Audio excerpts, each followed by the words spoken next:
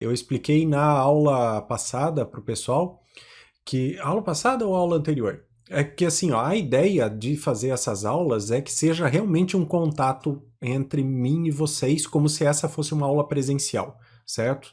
Eu não pretendo, apesar de comercialmente ser interessante para mim vender uma aula que já passou, porque eu não tenho trabalho de refazer ela, eu acho que fazer isso quebra a ideologia por trás de nós termos um contato nesse momento em que os contatos não estão sendo possíveis por causa do coronavírus e às vezes por causa da distância, né?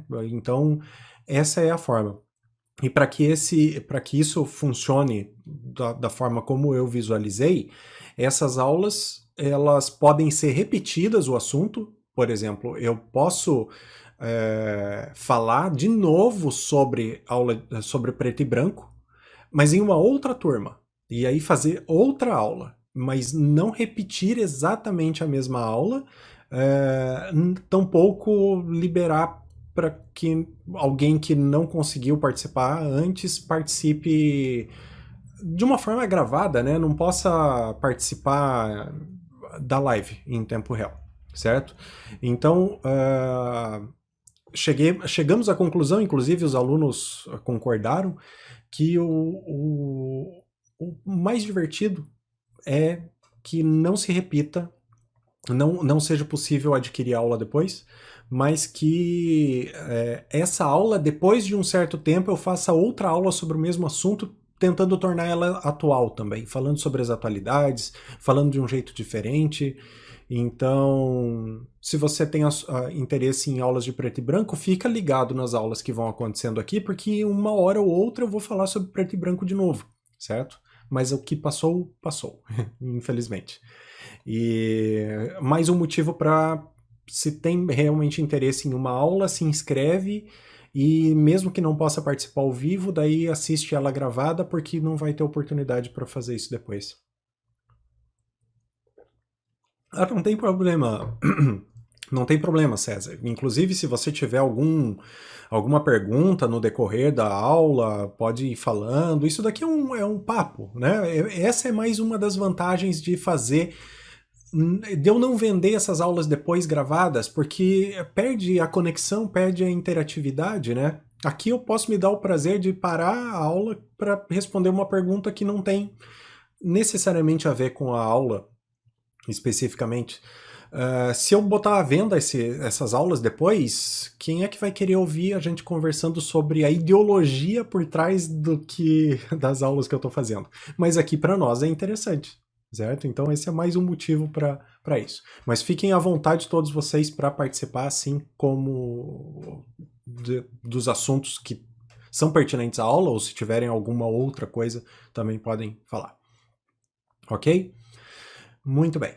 Então, como eu estava dizendo, é super importante conhecer os sistemas de autofoco atuais, saber como que eles funcionam, saber o quão é necessário os sistemas de autofoco para vocês, porque até na escolha da câmera, se vocês vão trocar, provavelmente se você tem uma câmera de um sensor de 2011 e vai querer trocar para que tenha uma melhor qualidade de imagem, você não vai sentir uma melhora da qualidade de imagem em si. O que você vai sentir? De repente, uma melhora do sistema de autofoco. Mas isso é realmente importante para você? É isso que busca essa aula, explicar como funcionam os sistemas de autofoco, para que vocês entendam como eles funcionam, e saber se eles são realmente necessários para vocês ou não, certo? Por exemplo, a minha câmera atual que eu uso é uma câmera que tem um sistema de autofoco muito precário. É uma Sony RX100 Mark II. Depois, no final da aula, vocês vão entender o porquê que ele é precário, mas o caso é que essa é uma câmera com um sensor de 2011, justamente, sistema de autofoco precário, mas que para mim tá bem razoável, sabe? Bem razoável. Eu não preciso de muito melhor para isso, para o que eu faço, então não faz sentido eu querer uma câmera nova se ela não vai trazer nenhum benefício em si, certo? Deixa eu ver o que o André tá falando. Que é a 80D, que já tem mais de 2 anos, mas que consegue melhorar o autofoco dela. Se você entender, André, se você entender o sistema de autofoco da tua câmera, provavelmente você vai melhorar o jeito de trabalhar com ela, se você entender profundamente, é o que essa aula se propõe, certo? Mas em termos de qualidade da imagem, por exemplo, a 80D ainda é uma câmera que a gente pode considerar atual, porque pouco mudou em termos de qualidade de imagem das câmeras atuais em relação ao 80D.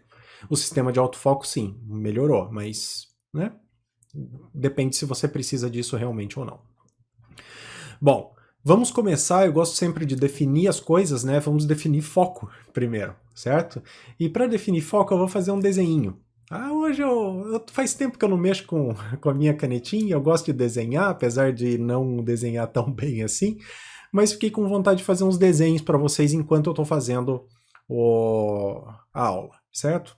Então, digamos que você esteja fotografando aqui uma maçã, tá? Ó, eu justamente avisei vocês que eu não sou tão bom assim no desenho, né? Minha maçã tá bem torta. Você está fotografando uma maçã, certo? Aí, da onde que vem a imagem dessa maçã? A imagem dessa maçã vem da luz que bateu na maçã. Você realmente não enxerga a maçã, você enxerga a luz que está refletindo na maçã. Por exemplo, a luz do sol, né? Comumente o Sol é desenhado dessa forma, ó, com uns raiozinhos, justamente porque ele emite fachos, raios de direções, né, em total direção, ou seja, para todos os lados, de luz, né, de comprimentos de onda do espectro eletromagnético que nós tratamos como luz. Então vem lá a luzinha meio amarelada, porque o Sol é uma estrela amarela, e bate lá na tua maçã, certo? Depois que bate na tua maçã, vai refletir luz não amarela, porque a maçã tem pigmento que se comporta absorvendo todas as cores de luz, menos a vermelha. Então ela vai soltar luz vermelha indo para todos os lados, absolutamente todos os lados, certo? Agora, digamos o seguinte, você tem ali a sua câmera, que é uma câmera chamada de pinhole, certo? Que é uma caixinha onde tem um buraquinho, tá?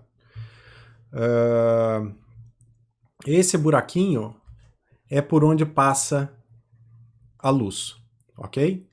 Então, assim, ó, se você tem a luz que veio do sol, bateu na tua maçã, e aí um raiozinho desse daqui coincide para passar para dentro da câmera.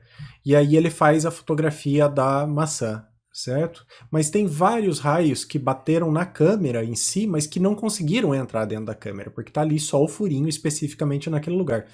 Ou seja, as câmeras que não têm uma lente, elas não são capazes de concentrar a luz em um ponto específico. Então, a luz que chega nesse tipo de câmera é a luz que passou por dentro de um furinho apenas, certo? Agora vamos considerar o seguinte. Vamos considerar que você tem uma lente na sua câmera, certo? Eu vou desenhar aqui uma lente. Vou desenhar ela em azul. Você tem uma lente na sua câmera. E a lente tem um diâmetro razoavelmente grande. Então o que acontece? Toda aquela luz que, se fosse só um furinho, ia bater na câmera e não ia fazer luz, bate na lente e é concentrada em um ponto específico. Ou seja, ele está pegando um monte de luz, certo? Ao invés de pegar um pontinho só de luz. Isso faz com que o sistema todo da fotografia que usa lentes seja muito mais eficiente na obtenção da luz, certo? Agora, isso traz uma dificuldade. A distância entre a lente e aonde está acontecendo a projeção deve ser ajustada a ponto de colocar a imagem com a luz convergindo para o ponto aqui. Se ela saiu de um ponto da maçã, ela tem que chegar num ponto aqui para fazer a imagem daquele ponto da maçã. E outros pontos vão fazer outros raios e vão chegar em outros pontos aqui. E aí você vai ter a imagenzinha da maçã aqui invertida de cabeça para baixo. certo? Agora, há uma necessidade de que haja a focalização. O que é a focalização? É você modificar essa lente para frente e para trás a ponto de colocar, então, todos os raios convergindo num ponto só. Por isso a necessidade do foco. Em uma câmera pinhole, não existe a necessidade do foco. O que existe é, se você coloca o furinho mais próximo, você tem uma imagem mais angular. Se você coloca o furinho mais distante, você tem uma imagem um pouco mais tele. É isso que faz a diferença no furinho do pinhole. Ou seja, quase que fosse a distância focal. No caso de lentes fotográficas, de lentes colocadas aqui na câmera, a focalização acontece assim. O fato é que quando você está com a lente o mais próximo possível do sensor, você tem o foco no infinito, certo? Então, quando você está focando alguma coisa aqui e está a uma grande distância, a lente está muito próxima do sensor. Quando você está focando coisas cada vez mais perto aqui, cada vez mais próximas da câmera, mais distante a lente vai, certo? Existe um tempo também de movimento para essa lente ir e voltar. Se é uma lente grande, se ela tem elementos ópticos grandes, tem um peso nisso, a tendência é que demore mais para fazer esse movimento, que você tem um movimento que despenda mais energia. Então esse tipo de coisa deve ser considerado na avaliação da performance do sistema de autofoco, porque o sistema de autofoco em si, vocês vão ver que ele funciona basicamente de três maneiras diferentes, dá para dizer, né? Que atualmente não existe mais o sistema manual como existia antigamente, mas existem três maneiras de você visualizar o foco, certo? E os sistemas de autofoco são baseados nessas três maneiras. Agora, a performance do autofoco eventualmente vai depender também de como a lente é construída, certo? Algumas lentes por exemplo, de determinado fabricante genérico, vamos dizer a Sigma, certo? A Sigma pode não se comportar tão rápido quanto uma lente da própria marca, por exemplo, da Canon, dentro do sistema de autofoco da Canon. Por quê? Porque depende desse movimento da lente e não só do sistema de autofoco, que é o que visualiza quando a luz está convergindo para o sensor. Entende? Então, o que nós vamos avaliar nessa aula de hoje é a performance dos sistemas de autofoco, sem entrar nas considerações sobre as performances dos sistemas de foco nas lentes. Porque aí, senão vira uma bagunça, né? A gente vai ter muito assunto para falar, e porque isso depende da tecnologia de cada fabricante, e não do sistema especificamente, somente que está sendo utilizado, certo? Mas a tendência moderna já chegou numa qualidade muito boa nos sistemas das lentes. Normalmente as lentes grandes, elas não têm mais os elementos ópticos grandes se movendo dentro delas, por exemplo, as lentes tele. Não é o elemento óptico frontal, que é aquele coisona gigante, né, se mexendo. Não, aquilo fica paradinho, e o que se mexe é um elemento interno, lá dentro da lente, que se mexe, que é pequenininho. Então ele depende de menos energia e ele faz um movimento mais curto no espaço, portanto leva menos tempo para fazer esse movimento. Certo? Isso é, então, contextualizando até onde nós vamos com a nossa aula. São sobre os sistemas de visualização e identificação de foco em câmera, ok? Alguma dúvida a respeito disso? Conseguiram entender meu desenho? Muito bem, meus amigos, eu espero que vocês tenham gostado dessa aula. Isso representa mais ou menos uns 10% da aula completa, que é feita em forma de live aqui pelo YouTube, onde você tem assuntos tanto sobre edição quanto sobre fotografias. Normalmente 2 vezes por semana essas lives acontecem, Se você se interessa em conhecer mais sobre fotografia e quer assuntos específicos, é a oportunidade ideal. Você não precisa fazer um curso completo para ir lá e rever aquele assunto que você tem dúvida ou conhecer uma coisa nova especificamente, certo? Se você tem interesse, tem um link aqui embaixo na descrição onde você pode se inscrever. São apenas 20 vagas, porque é em forma de live e eu quero dar atenção a todo mundo. Então vocês me mandam perguntas, a gente vai conversando sobre os assuntos, certo?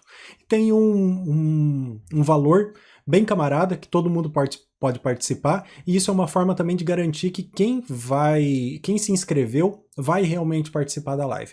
Agora, se você tem interesse sobre uma aula que vai acontecer e você não vai poder naquele horário da aula fazer né, estar acompanhando a aula, não tem problema, porque você pode assistir depois quantas vezes você quiser, a hora que você quiser, fica gravado a aula inteira e você tem acesso a ela a partir do seu link, né, da inscrição, você tem acesso a ela a hora que você quiser. E também pode deixar depois perguntas lá dentro e continuar conversando comigo sobre o assunto a partir dos comentários dentro do vídeo. Certo? Eu espero que vocês tenham gostado e espero vê-los na aula ao vivo. Até mais. Tchau!